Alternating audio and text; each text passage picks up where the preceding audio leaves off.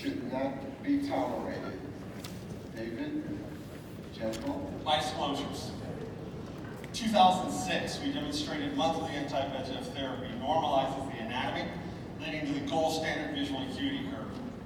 2007, Carl Rogello and I first described intraretinal fluid, subretinal fluid, and sub-RPE fluid, and recurrent AMD activity in extension patients in Marina and Anchor.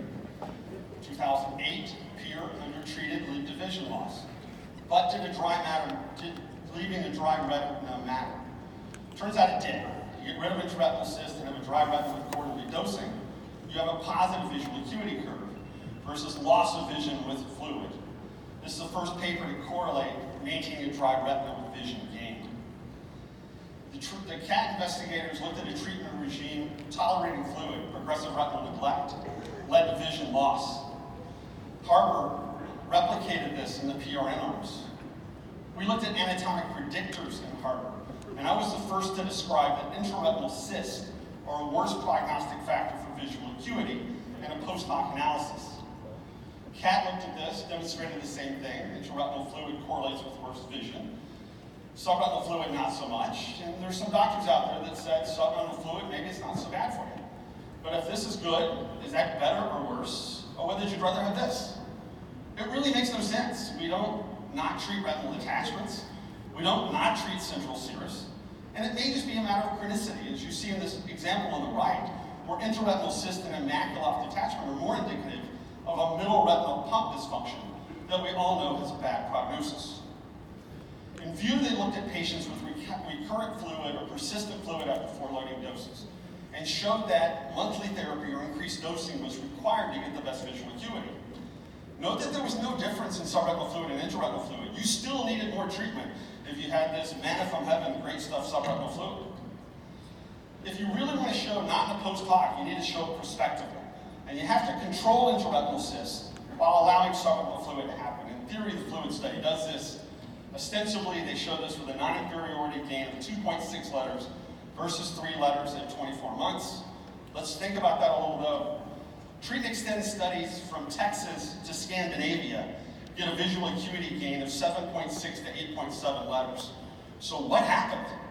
Turns out the fluid study allowed all kinds of fluid.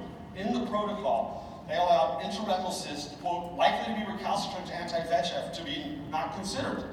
And what happened? Even though they dried out 80% of the patients with the load, at the end of the study, according to the Reading Center, more than 40% intraretinal cysts. What they really showed is that if you tolerate fluid, your vision sucks. Subretinal fluid, intraretinal fluid, no data whatsoever to say it's good for you. If you care about your patients, if you care about your vision, just say no. The final presentation on treating neovascular AMD macular fluid should not be tolerated. Taking the con position, Dr. Joe Miller. Thank you, Super. Thank you, Sandy. Thank you, the organizers, and thank you, David.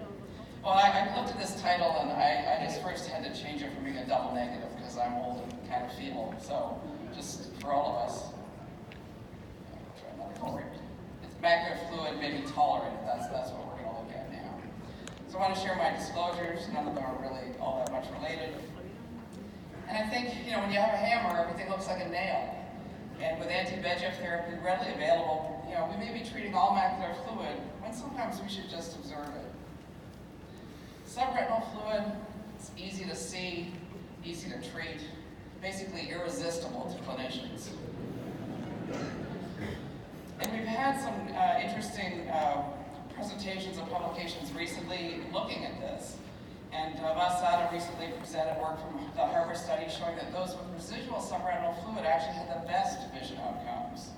Similarly, Rishi Singh presented that from the VIEW 1 and 2 data that there was really no difference in outcome with subretinal fluid present. Our group has presented a category that we call subthreshold CNV, which is asymptomatic with good visual acuity with subretinal fluid, fluorescein kind of so-so, but CNV visible on OCTA and ICG, and it can be stable for months or years. And this is such a case, patient with subretinal fluid, good vision, fluorescein, maybe some leakage, ICG shows a membrane there. And OCTA, this is why you need it in the office. clearly shows a membrane present. So I know you're all itching, getting your trigger finger out there, wanting to treat. But what if I told you that this patient looked this way 10 years ago and she's been stable with good vision for 10 years with no treatment? Well, intraretinal fluid, and I would agree with David Brown, that's a different kettle of fish. It's a bad actor, and probably this is indicated in part because the retinal anatomy is very disrupted. It needs to be treated. Similarly, the Harvard data and the View 1 and 2 data indicate that residual intraretinal fluid is associated with lower vision gains, so worse outcomes. Needs to be treated.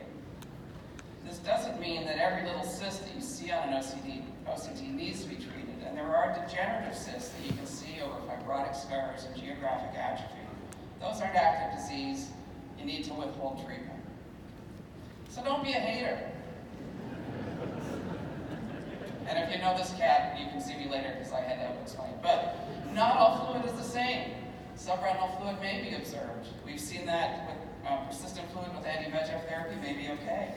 And subthreshold CNV with good vision may also be a subretinal fluid situation you can watch. But intraretinal fluid needs to be treated. It indicates CNV activity, except for those degenerative cysts. So in summary, some macular fluid may be tolerated. And I'd like to thank my helpers. And when you're voting, it's calm, just to make that easy for you. Thank you. The floor is now open for voting. A for pro, B for con. I'd like to congratulate all the speakers on fantastic presentations. It really shows that there is room for debate. And this question impacts us all. So let's see how the vote goes. So for the con, swept the afternoon. Thank you for a great session.